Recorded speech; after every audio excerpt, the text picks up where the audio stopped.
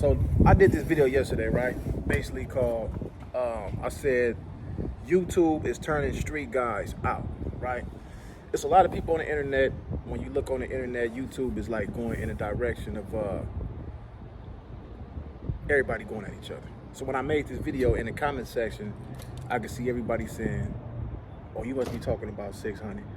Direct that to 600. I never said anybody's name in the video. That's for any youngster, any adult, any grown up that's watching that maybe this could help them if they're in the YouTube world and they going in the direction that some of the content that you put out, some of the content that I've put out, you know, at some point is like, okay, where we going with this, right? So since we got you here, I didn't want to have the people in the comment section thinking that we not adults and man enough to sit down and have a conversation, because they are part of our, you know, they are part of our fan base. I don't like to call them fans. What would we call somebody that's on the internet that's watching us in the comment section besides the trolls? Just the viewers. The viewers. We just call them the viewers because the viewer could be anyone from your fan, your mate, your hater, your homie, you know, and the troller. They're just a viewer.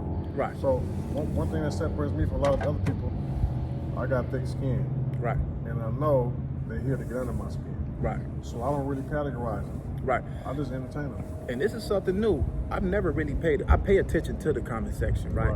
But sometimes I kind of like stay away from them because some of them be negative, positive. It's a lot of energy. It takes a lot. It drains you, right? I go straight to it. Right. I see how you get on with your content. Now, I'm a little older than you, right? Yeah. But you still a homie. I don't play the big U's, the little U's, and shit like that. You know, the big homie, the little shit like that. We all grown men. As far as the content, basically what I was saying, you heard the video, we watched the video. A lot of people put their life on the line for views, for likes. A lot of people are willing to take a life for views and likes.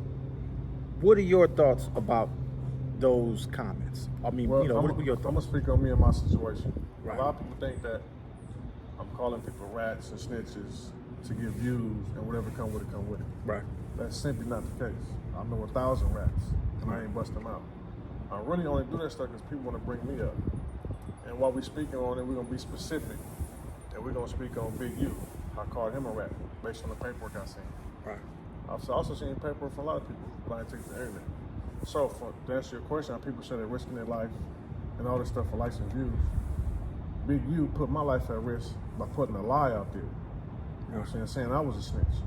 So he put lies out there, so my life is already at risk. Right. So I can combat it by throwing the truth out there about him. And y'all might look at, not y'all, but people might look at it like, oh, you're doing all this, but you put your life on the line, is it really worth it? I've had those words before. Right. My life is already at risk when this man put into the world that I'm a snitch. Mm-hmm. So it's already up there. So we already there, then let's just go all the way with it. Ain't no come back no way. Right. So what do you think about this, right? You got a lot of people that might say they from the same neighborhood, right? Really, back in the days when I was coming up, like that hood business was that hood business, whatever they had got going on, really didn't have nothing to do for me to even be speaking up on it, or the next person to be speaking. That was between you and your homies, like me and my homies. Right. So when you look at certain things like that, people will say they from the same hood, they can handle that business off the internet, they can handle that. But that ain't what I want to talk to you about. Far as that, I get what you're saying, your life on the line. Right. But what I want to talk to you about is, I got love for you, and I think for an older homie, like, I think you know how to carry a conversation, and I think that you can go to the next level, to the next height. The content that me and you both have put out, I put out content that could have got me in some serious hit. Right. And you know, these people watch us, they listen, and it's gonna be a whole lot of other rats that's watching us, and then you know this stuff gets recorded. You know, if we do something, it's all documented, right? Right. So I look at it like, me personally, by me knowing you for some years now, besides the internet, we done went, worked jobs, made money, legitimate money, really a paycheck. You know what I'm saying? I would like to see 600 on a reality show, on a talk show, making millions of dollars on a no jumper type platform. Not this kind of content, but you're your own man. Even when I was doing my content, people used to call me, Rock, you tripping, you ready to go get the thing. And I had to take time off from the internet because of that. Let me go get my body in shape. Let me go get my mind right, because I don't want to dwell on too much of this kind of content. Because I see you, homie. You came in this internet world, this YouTube world, and you didn't already surpass a lot of people. But it's also people that might feel, I don't want to mess with 600 because I'm scared of it. And don't even know why they scared of you. They look at you like he's going against one of the big names in LA that been circulating since the 90s, and all we know is this about this person now, 600 coming. Who is this 600? Now you the most monstrous dude in their mind. Right. You know what I'm saying? So what are your plans for future content? What is the thing? I kind of just do what's on my mind. I really don't really plan it out. I just do what I gotta do. These people calling me, bothering me, putting stuff out there about me, I'm gonna react. You know what I'm saying? All this is a reaction. You know what I'm saying? I've gave these guys, and Big, you ain't the only one. Everybody you see me talk about, I've all gave them a fair warning. Like, bro, just leave it alone. Right. You know, I'm gonna give you a warning shot. That's my thing, a warning shot. I'm gonna say this about you. If you wanna keep going, we can go back and forth. Right. I ain't came out with an L yet. Right. So they all asking for it. You know what I'm saying? So as far as future content goes, I mean, I just kind of do what I gotta do, bro. You know what I'm saying? I travel, I eat. You know what I'm saying? I enjoy the fine things in life, and I embrace my culture where I grew up at. You know what I'm saying? Right. Right. And that's just what it is. Right. You don't think like, okay, I want to get at this person right here, right?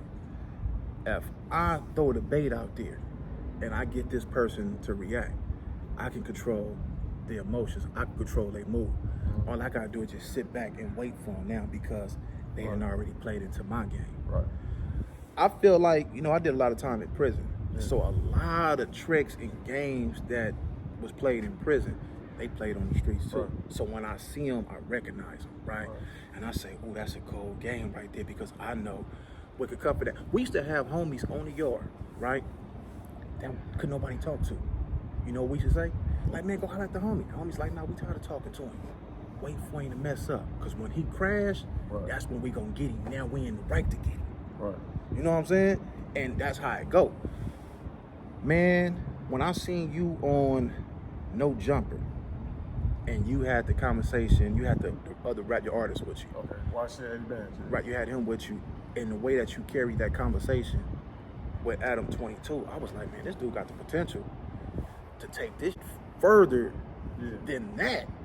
And then when I seen you on Street TV, and when you was talking to Alex Alonso, the conversation that you had, most people don't even possess that type of education level or skill to even carry conversation the way that you carry it. Well, it's the thing. I can do all that. I really went to college, you know, so I really know how to talk. You know, so I got the charisma. You know, what I'm saying? I'm artistic. Anything like this though.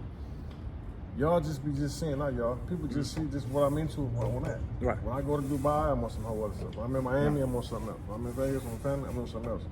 It's just that, you know, I'm relentless. I'm a very revengeful type person. And Big, you said some things that could really put my life in danger. That's why he got to get it. I ain't really tripping on too many other people.